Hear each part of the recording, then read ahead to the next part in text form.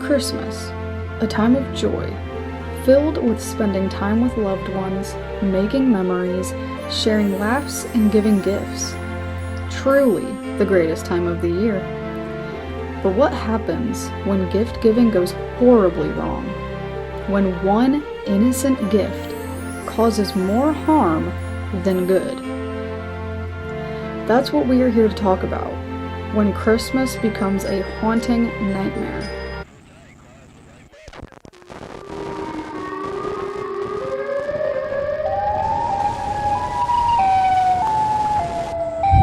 This is the 12 Days of Spookmas.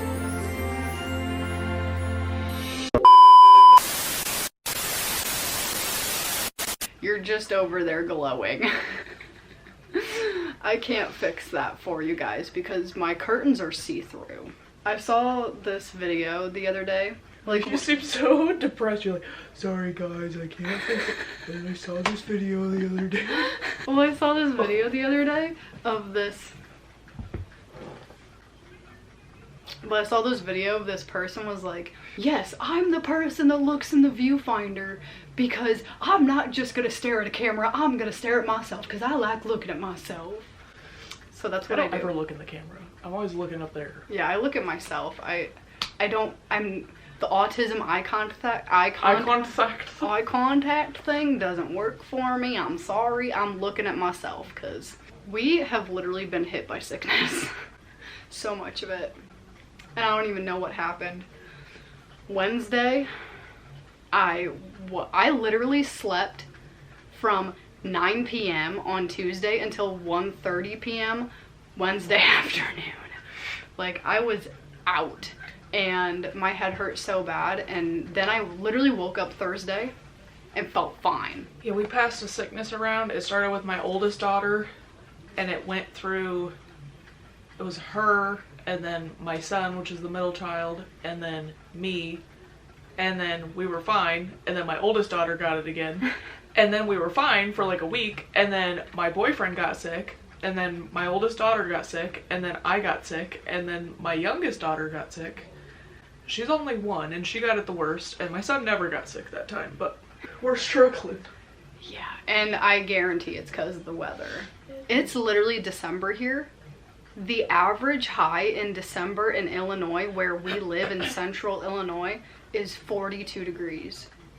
It's 60 right now. It's 60 degrees outside right now. And this was not a gradual increase. It was literally 12 degrees last week. And on, what day was that, like Wednesday? It was like 30 degrees. Today's Friday. Yeah. So Wednesday was like 30, and then yesterday it jumped up to like 55. And now it's 60, and then we're supposed to get hit by storms, and then it's going to crash back down to like 30, because I'm pretty sure by Sunday it's supposed to be in the 20s. We have this weird thing here where it, like, almost every year on Christmas it is so nice outside. Like, I'm always like, okay, well, if it snows on Christmas, great, and then it doesn't have to snow the rest of the year, that's fine. But usually December is like pretty mild here, and like Christmas it'll be like 45 degrees outside or something. And then January and February is when we get hit. And that's the time where I'm ready for spring. Mm-hmm. Like, I hate January. Those are the worst 2 months. Like, February is the shortest month of the year, and it feels like the longest month ever. It does. I can't stand it. Because, like, after Christmas, after New Year's, we're in a new year. I'm ready to just be outside. I'm ready for spring. Is it August yet? 10 feet of snow. Yep. And then like in March, and then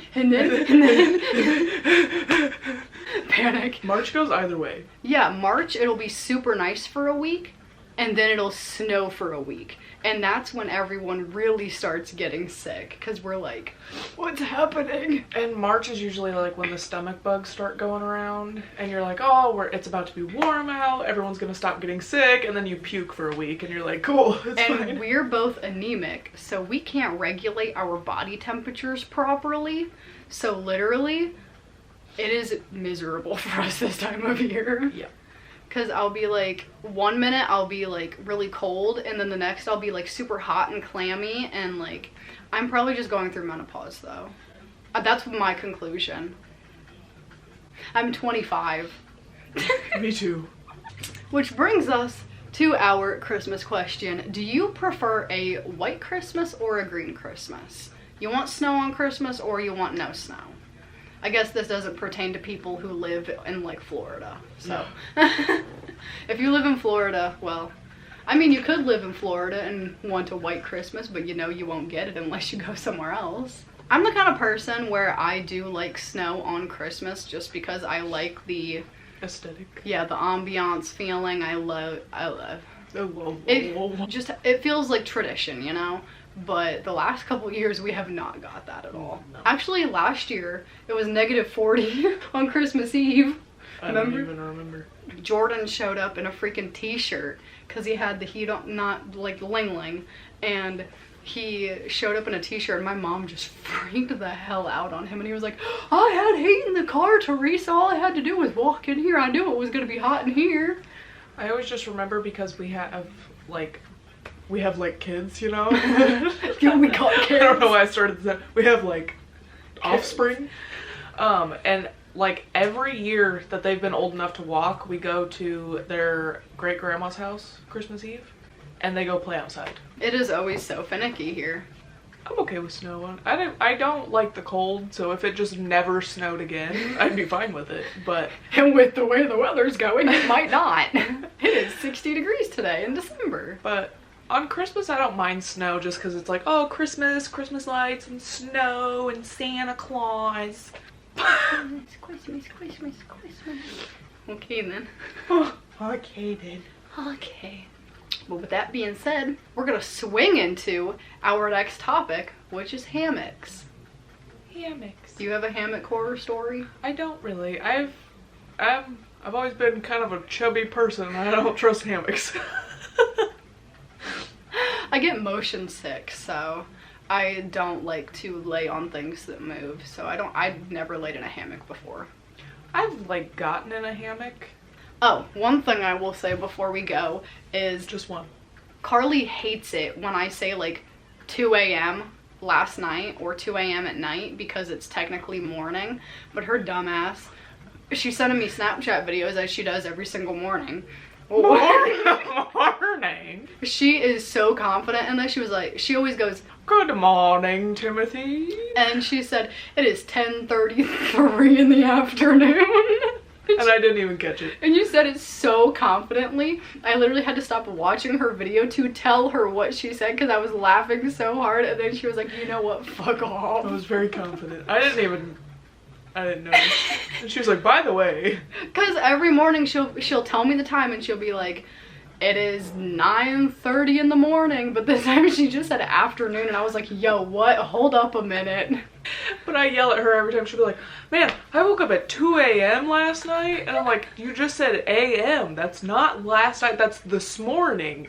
A.m. Yeah. And then she's like, hang on. It's funny though. We're funny It's people. funny. We're hilarious. Not Mentally unstable. No, not at all. Nar. Nar. I like how we sang two different parts of the song. Okay, bye. Hammocks. When the sun is out and the weather is warm, there is nothing like lounging around outside. And what better way to do that than with a hammock? The sensation of being held in midair and the gentle rocking motion is super relaxing. I've lounged on a few friends' hammocks, and when I was around 12, I got one as a Christmas present. We took it up to our campsite, but I never did use it much because all the trees were too close together, which is probably a good thing because I'm clumsy and would probably end up on my face, just like the countless people who end up on America's Funniest Home Videos. The word hammock comes from the Spanish Arakan word that means stretch of cloth. The origins of the first hammocks are a debatable topic, but some 19th century authors believe they have been around since at least 404 BC, when the Athenian politician Alcibiades hung his galley bed from ropes. In the 11th century, the biblical Joseph was depicted riding in a chariot, which was basically a chassis with two posts and a hammock strung in between them. One could argue that the hammock, as we know it today, became most popular in 1597 when the British Royal Navy adopted them for use on sailing ships.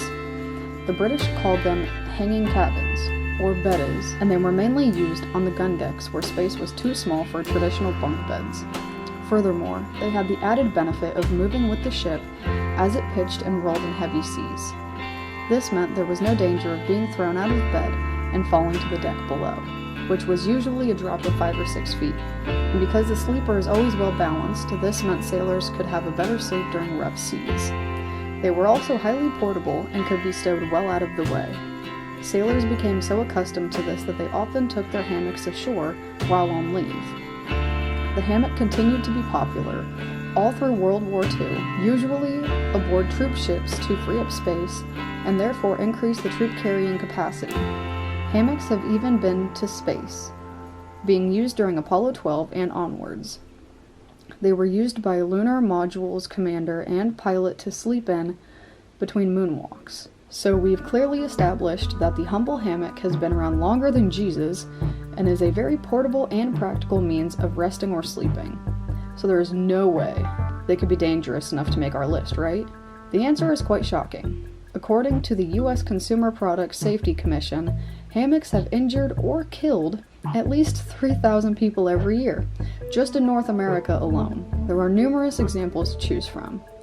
On August 29, 2022, on the campus of Lewis and Clark College in Portland, Oregon, 6 people were lying on 3 hammocks that were attached to 4 masonry columns when one of the columns collapsed, killing a male student and seriously injuring 2 females. Going back to 2017, a brick chimney that was supporting a hammock collapsed on a woman, leaving her paralyzed. During the spring of 2016, 2 women were killed when the trees that their hammocks were attached to collapsed. A year later, on May 21st, 2017, a 15-year-old Georgia girl was killed in the same way. You could easily argue that these accidents were the result of improper installation and/or structures and trees that were old and in poor condition. But multiple doctors agree that baby hammocks pose a legitimate risk. Medical studies have shown that in order to prevent sudden infant death syndrome, the baby needs to sleep on his or her back on a flat, firm space. Hammocks aren't firm or flat and can pose a suffocating hazard if the baby rolls over and gets entangled. Besides the risk of entrapment and strangulation is the obvious risk of falling. There's been multiple product recalls as well. On July 21st, 2022, Lowe's recalled 32,500 hammock stands after receiving reports that the hammocks were breaking at the base. In 2016, BYA Sports recalled hundreds of outdoor hammocks because of a defective weld ring. Bed Bath & Beyond recalled 14,000 of their hammocks because of the hooks failing. In 1996, 10 manufacturers recalled over 3 million lightweight net mini hammocks because they lacked a spreader bar to keep it open. Between the years of 1984 to 1995, there was at least a dozen reports of children aged 5 to 17 who became entangled and died of strangulation.